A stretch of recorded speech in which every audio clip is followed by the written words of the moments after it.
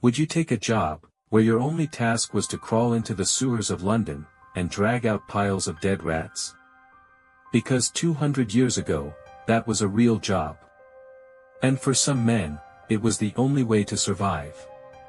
Back in Victorian London, the city was drowning in filth. Trash covered the streets. Sewers overflowed beneath homes. Rotting food was left everywhere. And where there was filth, there were rats. Millions of them. They lived inside walls, under floorboards, inside restaurants, and deep beneath the endless sewer tunnels. At night, people said the streets almost looked alive, not because of people, but because of rats. They stole food, bit children in their sleep, and spread deadly diseases faster than anyone could stop.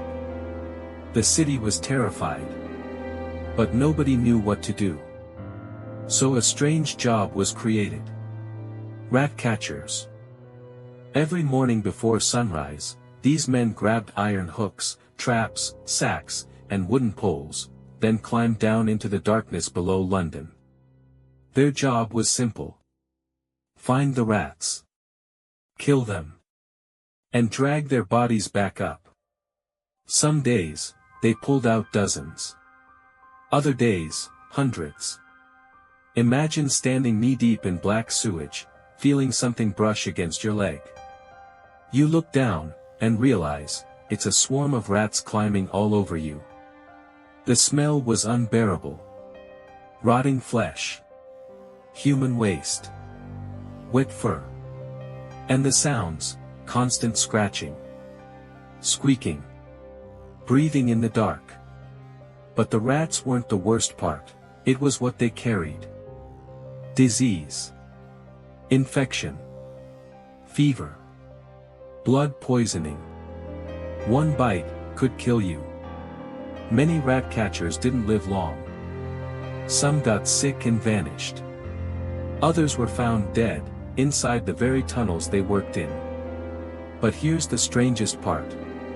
Dead rats weren't always thrown away. Some were sold. Back then, a brutal sport called rat baiting was popular. People packed dozens of rats into a pit, then released dogs to tear them apart. And rat catchers supplied those rats. Alive, or dead. To survive, they turned horror into business. One famous rat catcher even became rich. He wore expensive suits, kept white rats as pets, and claimed he could catch any rat in London. People called him insane. But maybe insanity was part of the job.